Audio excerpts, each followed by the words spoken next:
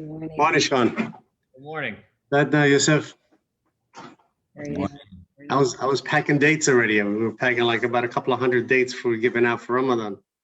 I said, wait a second, my phone is not working. Let me run home and do this. Okay, so we are live now. Welcome everybody. We thank you for joining. We wanted to have special interviews with our New York City mayoral candidates where they can speak directly to the Yemeni American community, the Yemeni American small business community, and any other New Yorker who feels the same plight and understands the way Muslim Americans have been here in New York City. We want to thank our mayoral candidate Shaun Donovan for joining us today. We know they're very busy, so we appreciate the time that they give us, and we're looking forward to hearing what he has to say. So I'm going to start off just with a brief introduction of Yama Action, and we'll go on from there. So Yama Action is a vehicle to educate, engage, and empower the Yemeni American community. We're dedicated to continuously improving our efforts and addressing issues that impact the Yemeni American community, and we strongly invite our community to become politically and civically engaged. Since our inception through the bodega strike in February of 2017, we've come to realize one thing, that we can no longer live in the shadows, but rather we amplify our voices and let our presence be known in the streets and specifically in the ballot box. So just to give you a background on the process, we've issued questionnaires to the NYC mayoral candidates. And this process, this point of the process where we're interviewing and screening for endorsement for Yama Action, and who are endorsing on behalf of the Yemeni American community. Once we make our decisions, we'll be ranking our top candidates. And for our number one candidates, we plan on providing several vehicles, such as accessing all our touch points throughout the 5 boroughs, which predominantly is our 3,000 plus bodega members, which we have direct access to. We'll provide posters, hopefully getting the number one candidate their face on every corner in New York City, because that's what Yemeni Americans are known for. We've done some census work and confirmed that there are about 138,000 Yemeni Americans in NYC. So, we like to say we're a force to be reckoned with. So at this point, I'd like to hand it off to Brother Naji, who can introduce Shaun Donovan. Sure, with pleasure. Shaun Donovan is an American government official and housing specialist who served as United States Secretary of Housing and Urban Development from 2009 to 2014 and Director of the U.S. Office of Management and Budget from 2014 to 2017 under the Obama administrations. Prior to that, he was the Commissioner of the New York City Department of Housing Preservation and Development from 2004 to 2009 under Mayor Michael Bloomberg. Shaun, it was great to have you here, and we're going to give it back to, I think right now, we're going to give you 4 minutes to give us an introduction on who you are and what you plan to do with the city if you're elected mayor. Naji, thank you. Yusuf, thank you all for joining today. And as I said at the outset, for so many of you, Ramadan Mubarak as well. And I am honored to be with you. And I would love to earn your support for 3 reasons. Because I have the deepest experience leading again and again through crisis in this city and this country. Because I have the biggest, boldest ideas to make this city work for everyone, every single New Yorker. But I also have the experience at all levels of government, in communities across this city, citywide and nationally, to make sure those ideas become reality in the everyday lives of New Yorkers. But I want to begin with my personal story, why I love this city, and why I think I'm the best mayor at this moment. So I am both the grandson and son of immigrants. My grandfather was one of 10 poor Irish kids who grew up on the south side of London. And think about this, as a teenager, he got on a boat alone to go to West Africa and then to South America to find work. And like so many immigrants, he learned a new language. He struggled working in the ports to make enough to feed himself, and eventually had a family. My father grew up in Costa Rica and Lima, Peru. And like so many millions of immigrants, came to this country for an education and came to New York to find opportunity. And he did. But around me as a child growing up in New York, I saw so many New Yorkers who weren't finding that opportunity. I saw homelessness exploding on our streets. I saw communities like the South Bronx and Central Brooklyn literally burning to the ground. And I asked myself, how can it be in the wealthiest city, in the wealthiest country on earth, we allow our neighbors to sleep on our streets? We allow our communities to crumble. So I went to work. I started volunteering in a homeless shelter in college.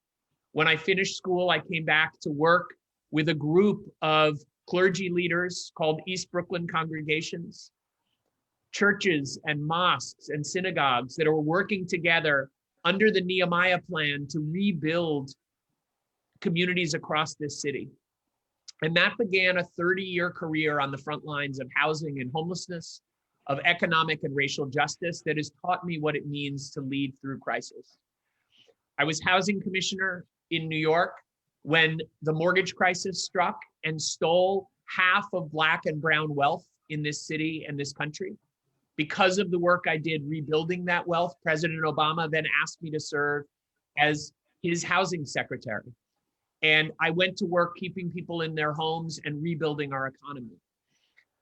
When Sandy hit our shores, President Obama asked me to lead the entire federal recovery effort. And then I guess because no good deed goes unpunished, he asked me to lead the $4 trillion federal budget. And just weeks later, Ebola and then Zika hit.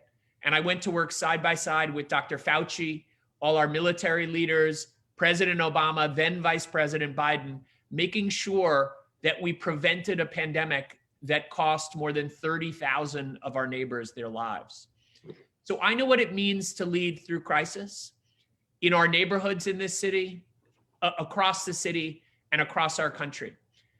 And I know that at this moment of crisis, we need a leader who really understands, both through my personal immigrant story and my family, of coming to this city, starting a business, and making sure that every New Yorker can build wealth, build success for them and their family. But also at a moment when we must ensure that every child growing up in the city has the opportunity that they need on safe streets and so much more. And so let me talk for a moment about the work that I would do as your partner at City Hall. First of all, it has gotten harder and harder to start a business and to keep a business open even before COVID hit. And now COVID, for so many restaurants and others, for bodegas, for so many of our small businesses, it has been a brutal year. But we should remember that beyond just repairing the immediate damage, we must have a mayor at City Hall who understands very personally what it means to try to start a business and to grow one in this city. And I do. I understand on a very personal basis. No one in this race has the ability to go to Washington, D.C., my deep relationships with the president, the vice president, all our leaders in Congress, to go and get the help that we need, the billions of dollars to invest in our businesses, in growing our economy and getting people back to work, but also to ensure that that money actually reaches those who need it most. That's why it's critical to have partnerships with you all, with every nonprofit and community organization that really understands how to reach business owners, individuals with rental assistance to keep them in their homes. And I have unique relationships and experience working with exactly those partners going back 30 years. My very first job at that nonprofit that I talked about was to help small business owners and apartment owners, many of them immigrants, to be able to access the funding, the capital, the technical assistance they needed. And that's exactly what we need now, because you know that PPP, many of the resources that have come have not reached all of you, have not been available. But we also know that beyond COVID, I hear stories all the time about how difficult it is to open a business now with the de Blasio administration, even to get approval for a sign to go up. I was having this conversation at Kawa House at the opening, and we must have a mayor who will bring every single agency together, a single website, easy access in every language for a business owner to be able to open that business and to keep it open, to get the funding, the technical assistance, the partnerships that we need. But we must go beyond that as well. I learned in that first work with the East Brooklyn congregations, the power of wealth building. We built more than 5,000 homes, which were purchased by people moving directly out of public housing, buying their first home. And that wealth has fundamentally changed their families' lives, their children's lives, their grandchildren's lives by building intergenerational wealth. And that's why I would ensure that we are investing in our communities with what I call equity bonds. Every child born in our city, regardless of immigration status, would get $1,000 placed in an account. And then every year after that, up to $2,000 more until they graduate high school. That means a child born into poverty in this city would graduate high school with almost $50,000 in an account to start a business, to go to college, to buy a home, all of the things that we need for opportunity. Those are the kinds of bold proposals that I have. Fixing the way we treat small businesses and we invest in small businesses in this city, but also building the equity that every family needs to succeed. One last thing I would say, though, that really makes me unique in this race. You all know what a difficult time it has been in Yemen. The war there and the inaction of the Trump administration means that we need a partner in City Hall who can work with President Biden. I am personal friends both with the Secretary of State, Tony Blinken, as well as our Secretary of Homeland Security who oversees immigration, Ali Mayorkas. I have the deep relationships to make sure that New York is a true sanctuary city.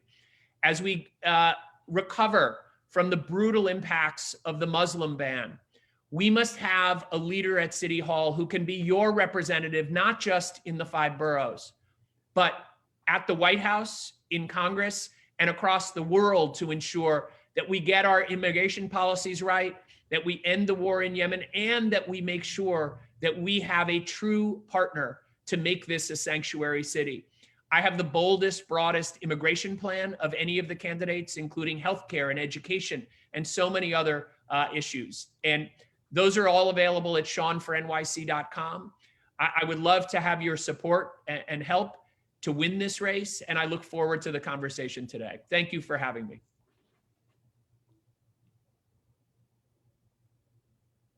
Thank you very much, Shaun. Excellent points. We appreciate it. Story is, very important.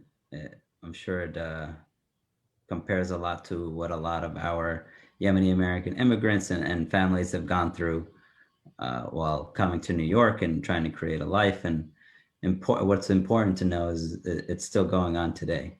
There's still a lot of younger Yemeni people because of the war who are coming here to New York to start a life similar to your grandfather, my grandfather, and other people. So thank you for that. We appreciate your remarks. And now we'll start the Q&A portion of our interview. So you touched briefly on, what you plan on doing to support small businesses here in New York City. So currently there are about 6,500 Yemeni American owned small businesses in New York City, a large majority obviously being delis, groceries, and bodegas. So if you're elected specifically, what are your top priorities for small businesses, specifically, the ones that Yemeni Americans own, which are, generally in the outer areas and food deserts and such. Yeah. So first, what I'd say is we have to help businesses survive this period. And then I have the boldest, most specific plans to help businesses thrive in the longer run as well. But in the short run, Yusuf, as I talked about a little bit, we've had a huge challenge in connecting small businesses in the city, particularly immigrant-owned businesses, to the billions of dollars of aid that's available from the federal government right now. And we need a mayor who can do a much better job at that. We know that so often we're not going to get the message out unless there's a trusted messenger to partner with us. And this is exactly, as I said, what I did starting at the beginning of my career 30 years ago, is working with small owners, small businesses. And we were the organization as a nonprofit that got government money and put it in a form that allowed people to access who don't necessarily have lawyers or expediters or expertise, grant writers on staff, and all of those things. So we need a mayor who can both go get the money in Washington and make it available in forms that could really help bodega owners and many, many other types of businesses around the city. So that's going to be absolutely critical. We also need a mayor who's not going to victimize businesses exactly at the time when they're hurting the most. And I hear this all the time. I was at the Bronx Muslim Center recently, talking to a number of folks there. One of the small business owners there described to me having been fined a few $1,000s by one of the city agencies. He'd repaired it and gone to get the violation removed. And the next week, a different agency came and fined him again for exactly the same thing and said it should have been the way it was before the first fine. And those kind of bureaucratic, really victimization of our businesses that I hear about over and over again. The fines, the inability to get signs approved. I was in Jackson Heights recently meeting with many, many immigrant business owners and heard about the issues around parking, around the inability to get approvals. And so we need to not just get the aid that's needed. We've got to stop victimizing and start supporting small businesses. And then in the longer run, we really need to build the programs that will ensure business owners can thrive. So often I hear about the inability to access capital. And so I have an entrepreneurship fund that I'm proposing to create that would be critically important. And so many other ways in tax abatements and other things that we can support those businesses. The other thing I would say is we need to make sure that the city itself, through our contracting, is investing in Yemeni-owned businesses. And as you know, so often our current categories, MWBE categories, don't account for many of your business owners. And so I would create a specific category within our investments to ensure that we are creating real opportunity for Yemeni-owned businesses, many Arab-owned businesses, Muslim-owned businesses, and others that may not currently fall under those categories. And then the last thing I would say is it's hard for your businesses to thrive if your neighborhoods aren't thriving. And so I have a 15-minute neighborhood proposal, which would ensure that every single community is getting the investment they need, so you have everything you need for opportunity within 15 minutes of your front door. Very specifically, every New Yorker would have a great school, would have housing they could afford. They would have transportation to a great paying job or a job within 15 minutes of their front door that supports their family. But it would also mean having the healthcare that you need nearby, so you could get a COVID test or a vaccine. And most importantly, in terms of your question, we need to make sure that we're investing in businesses in those communities that support fresh food and healthy food. And food deserts, as you said, are a huge problem. And we know that's the reason that we've seen a disproportionate death rate from COVID, is the underlying health factors in so many communities. And so part of my 15-minute neighborhood proposal is making sure we get rid of food deserts and we have parks, places to play, all the things that will make for healthy neighborhoods as well. And that means public safety. It means ensuring our retail strips in every neighborhood are thriving as well. All of those are going to be critically important for what we can do. And then the last thing I would say is I've been working over the last year to create opportunities for our small businesses, our restaurants, to cook emergency meals with federal money. There's a huge opportunity as the Biden administration is changing SNAP, changing FEMA benefits to increase the ability to buy food for many low-income Americans. We have a huge opportunity for bodegas specifically to be able to use SNAP and other federal resources. No one's in a better position to build those partnerships and bring hundreds of millions of dollars into bodegas and other Yemeni-owned businesses through a federal partnership as well. Thank you. I appreciate that. So yeah, you touched on some topics that are very important to Yemeni Americans. One of them being federally designated for MWBE. Is that something you would obviously support and change on the New York City charter so that we have direct access? Or were you mentioning that you wanted to do something separate? I would change the charter so you would have direct access and that we broaden the categories to have specific categories that are for businesses that aren't currently covered. And I would say also, Yusuf, this is not just me talking the talk. When I was budget director for President Obama, people think that job is about a $4 trillion budget, and it is, but OMB stands for Office of Management and Budget. And so I had all of contracting and procurement for the entire federal government under me. And we dramatically increased our investment in MWB businesses, but we also built a very strong partnership with Muslim leaders across the country. I actually was in the Bronx yesterday with a number of Muslim leaders who I met during my time at the in the Obama administration at the White House.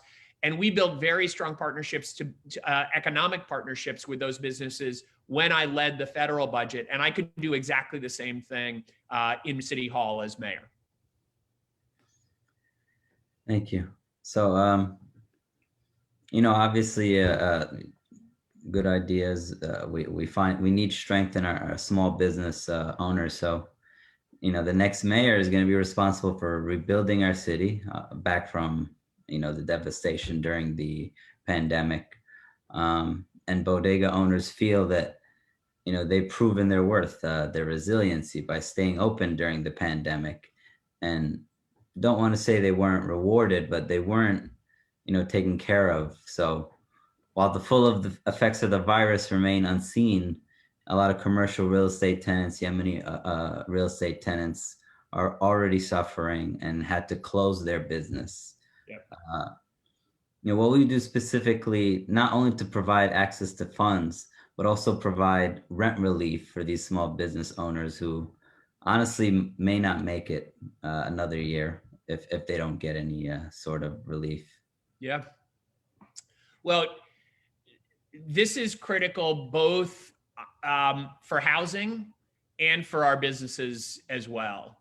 And let me be clear, no one in this race has been tested through crisis after crisis in the way that I have.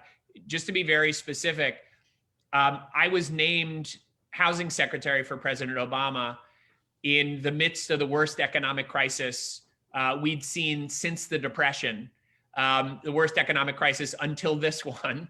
And I led the way. I created programs to get rent relief to our Americans across the country, to New Yorkers, that were very, very effective in keeping them in their homes.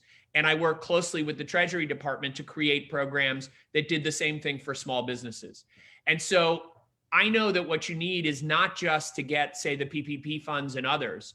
What you need is to be able to partner with organizations like Yama and many others that have the relationships and can provide the aid in ways that actually get to the folks who need it most, right? We've seen this over and over again.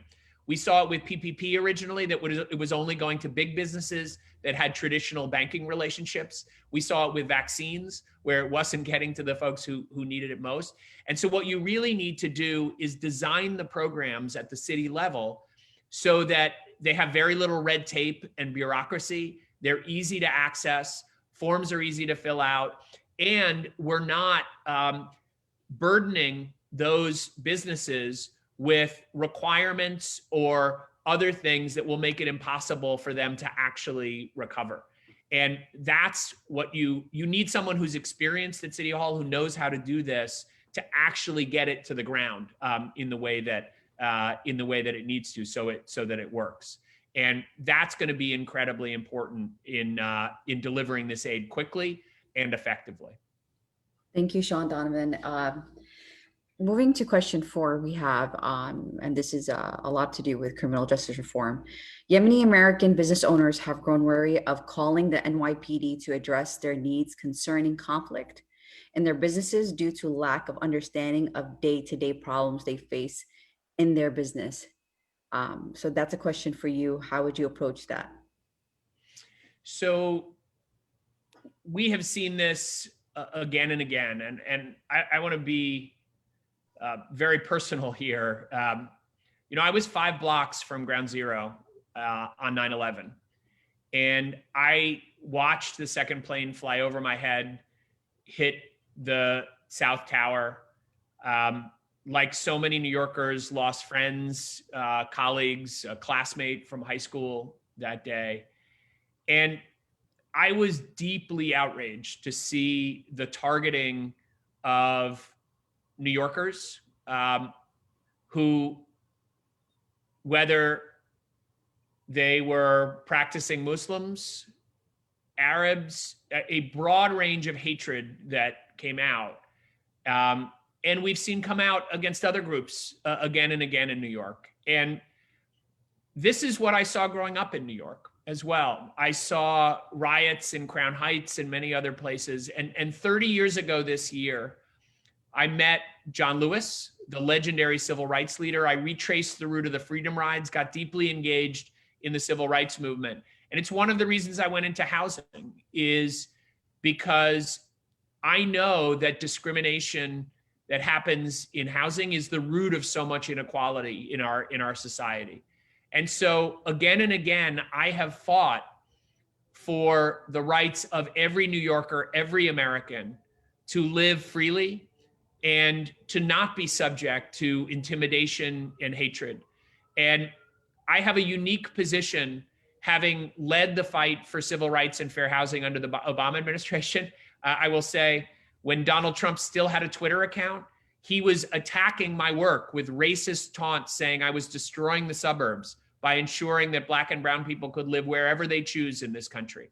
That's exactly who I would be at City Hall, is a mayor who's fearless in ensuring we have no tolerance for hatred in our city.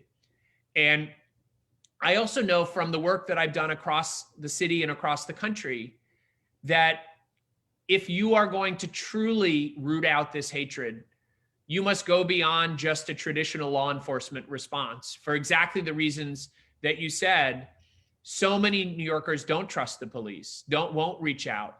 And that's why we have to build bridges with our clergy leaders, with our local community-based nonprofits, and build trust, because you will never get the message out that this is a city for everyone unless the messenger is trusted.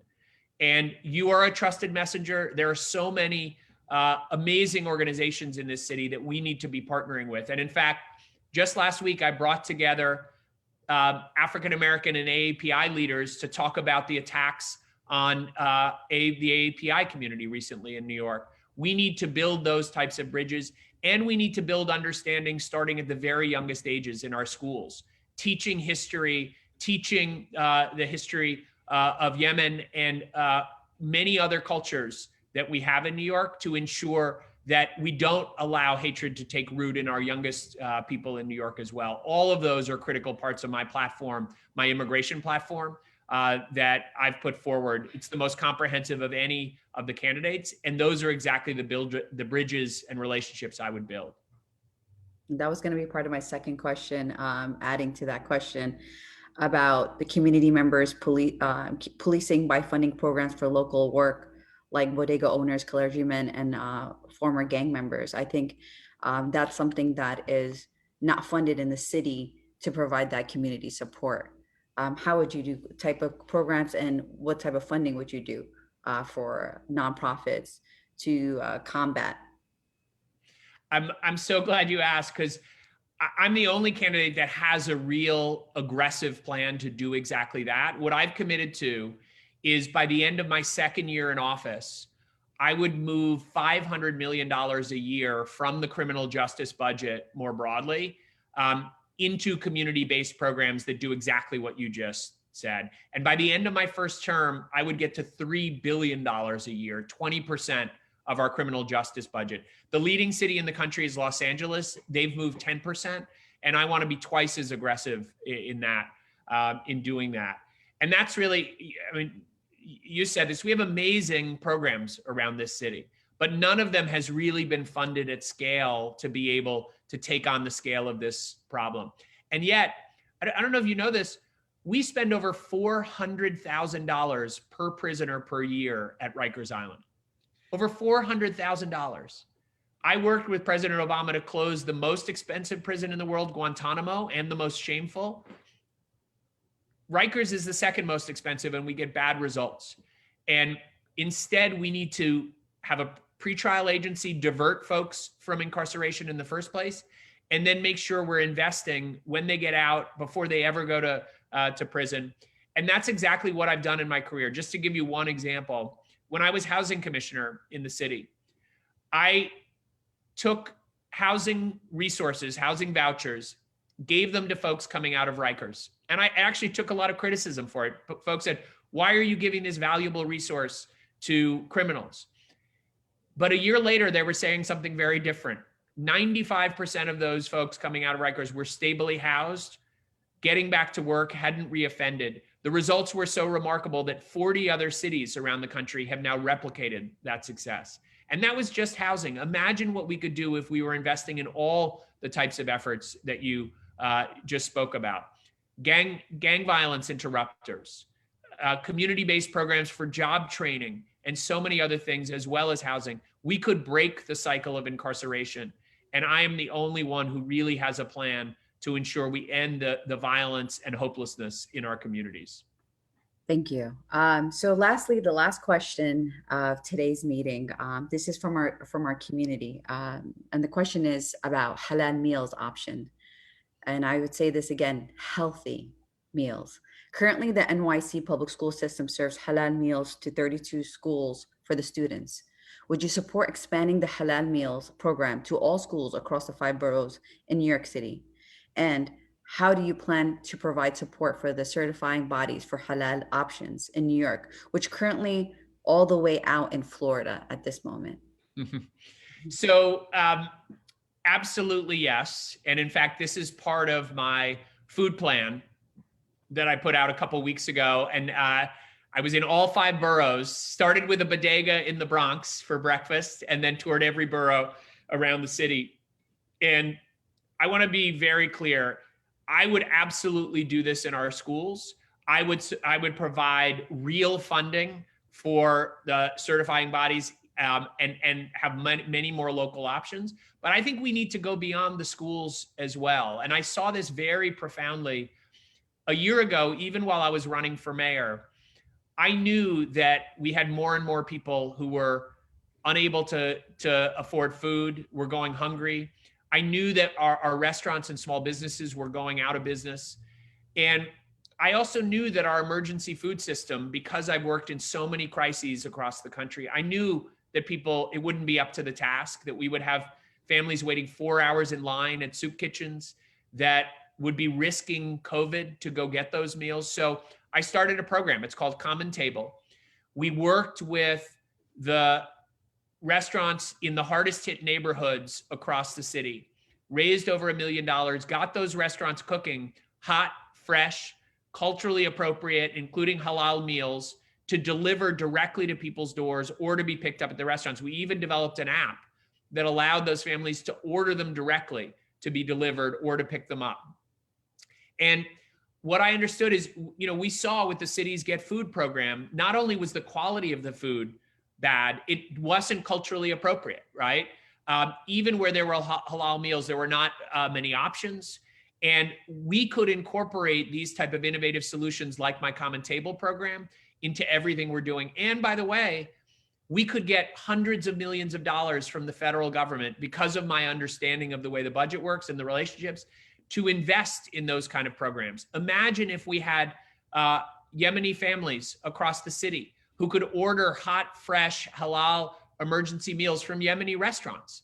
And that would support those business owners and ensure that we're ending food insecurity in a way that really gets to exactly the questions that you're asking about. And so for me, yes, absolutely on the schools, but we need to go farther than that to make sure that we're incorporating hot, fresh, delicious halal meals in every type of food effort we have in this city. And that's what I've done even as a candidate while running, is building those kind of innovative efforts. Thank you. Mike to Yusuf, go ahead. Thank you very much, Shaun. We appreciate all the time you've given us. I guess just, I have one question. We obviously like to see representation of our community, in government. So my question to you is, would you consider having a Yemeni American on your transition team? Not just on my transition team, but in my administration, absolutely. And look, again, lots of candidates will talk the talk. I've walked the walk on this. Look at the teams that I've built again and again in city government and across the federal government. Deep representation across every group, and many Muslim Americans, many Yemeni Americans who have served with me over time. And that's exactly who I would be as mayor. You don't have to take my word for it. Look at my record. Too many politicians talk the talk. They don't walk the walk. I'm a public servant, not a politician. I've again and again actually walked the walk on these issues. Thank you very much. So, that concludes our questions. If there's anything you want to say directly to the Yemeni American community before they get out and vote, and from there we can wrap up with Naji. Great.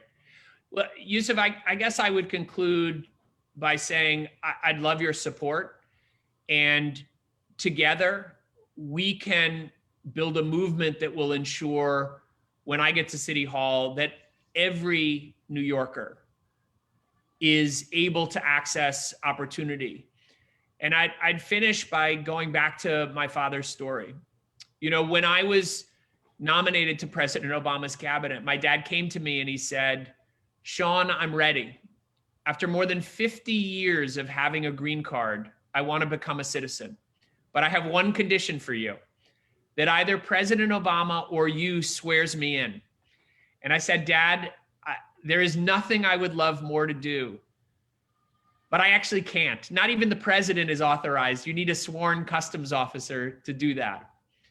But 5 summers ago, Yusuf, I got to be the keynote speaker at my father's citizenship ceremony in the Great Hall on Ellis Island. It is a moment I will remember every day for the rest of my life. We need to make sure that every child, whether growing up in Lima, Peru, dreaming of being a business owner in New York like my dad, or in Yemen, or in every neighborhood across this city, no matter what you look like, what language you speak, who you worship, we need this to be a city of opportunity, a city of the future for every child. That's the New York City that I would build as mayor with your help. We need to repair and rebuild our city from this damage, but we need to reimagine it too as a city that works for everyone. That's why I want to be mayor, and that's why I would love your support. And so thank you. Thank you for doing this. Thank you for your contributions to this city every day, and particularly this past year, the toughest year we've ever seen in this city. And so thank you. I've loved being with you. So that's great. The Yemeni community has been here for almost 100 years. more or less. I'm fortunate to be, on the board of the oldest mosque in New York City, which is on State Street. And I've seen, the enormous amount of the population just kept growing, businesses just flourishing everywhere. Going back 12 years ago, when Bloomberg ran for the third time, we knew him well, me and my wife, and he promised us the Eid holiday. And we said, okay, why don't you do it now? He said, no, I'm going to do it after I'm elected. So we took his word for it. He's a billionaire. I mean, why would a billionaire, why would you not take his word? He's got, nobody can offer him anything. He's got everything there is to have. And then he got elected. We worked hard getting him elected. There wasn't that much competition anyway, but we worked hard getting him elected, and he became elected. Afterwards, the city council had already voted on this. They had the bill ready to go. As you know, in our viewers, in the 5 boroughs, there's 51 city council districts. 50 city council members voted for the approval of the Eid holidays. One of them decided to abstain. This is America, you could abstain. So when, after he was elected, Christine Quinn at that time was council speaker. She brought the bill to him. And she said, Mr. Mayor, here, this is the bill for the Eid holidays. And we were so, hyped up with the anticipation. Because the first time we got recognized was because of the African-American community, the African-American Muslim community. They fought for this 40 years ago. Or 35 years ago, under the, when Dinkins was running for mayor, and they told him, listen, we're going to vote for you, but we want the Eid holiday. So David Dinkins, as one of the best mayor, one of the nicest people I've ever met,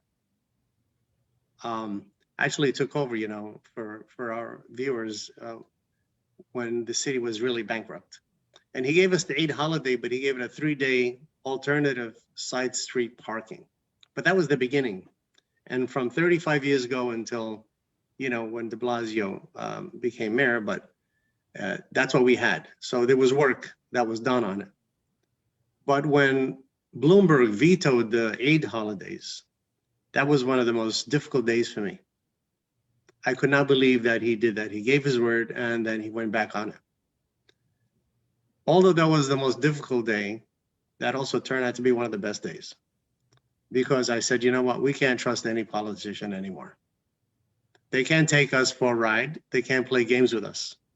So from now on, we're going to work. My wife said, you know what, stop arguing, stop getting aggravated and get upset. Let's work on the next race. So we worked 3 years up to that race. And when, de Blasio and, Bill Thompson and others were running, this was the ask. If this is what we wanted. We wanted this, you give it to us, we're going to vote for you. And de Blasio did it, and he gave it to us, right away when he was elected. And, that was the first time we really became active. The second time was when Trump became president and he did the Muslim ban.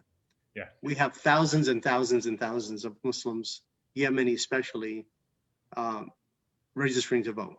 And I want to thank all our members for really, having those, voter registrations at their shops, at their stores, at their bodegas, at their delis, and coming out, and registering and filing, to vote. And also, the community leaders, the imams and everybody out there that really, heard the call, and we really, went out there and did the work. And so I'll end with this. The youth, all the youth of New York City, you're going to make a difference. Make sure you go out and vote. 17 and a half, go out, register to vote. And let's make this year one of the strongest years our community has ever had. So I want to end by thanking all our viewers, all our members, all our community leaders, imams. And I want to thank Betna and Yusuf for doing a great job. This is the new generation here. I'm ready to retire. I'm not doing this anymore. We got leaders right here. We don't, we're just the backup people, to make sure that things are moving. But Shaun, it was great meeting you at the Gawa House at the grand opening. You show a lot of energy, a lot of experience. I've learned more about you right now than I could, read a book or read your history. We want to face to face. We want that human feeling, that human touch. We want to see how you talk and the way you talk and your feelings behind it. So I've learned a great deal, and this is why we do this. We want to bring, the candidate to our people. This way they can see they're worth something, that we have a piece of this country, a piece of this city. And with 17% of the taxes that are paid, they're paid by Muslims in New York City. And 22% of the Muslims around the country in America are right here in New York City. The largest business owners in New York City are Yemeni business owners by far. And we're just talking about, delis and bodegas and a few stores, but we have a lot of other stores coming up, shoe stores, bridal shops, cosmetic stores, and ATM, companies and everything in between. So we want to thank you. We want to thank everybody for being here. I think this is, we broke a record here for 48 minutes and it was well worth it. So I want to thank everybody for joining. God bless you, Ramadan Kareem, and wassalamu alaikum. Thank you, Shaun. Thank you. Ramadan Mubarak to everyone, and so grateful to be on it. And you're so right about political power. Yeah. And look, it's why I've called for everyone who has residency status here to be able to vote. My father couldn't vote for 50 years in this city, but was part of this city, and we have to change that. And so the political power you talked about couldn't be more important. So thank you for everything you're doing. Okay. Thank you very much, guys. Thank you, guys. Thank you. I just want to remind everybody, tomorrow at 4:30 p.m., we're having another conversation like this with mayoral candidate Maya Wiley. We appreciate your time, and we want the community to come in and support, like always. Thank you. Okay, sound like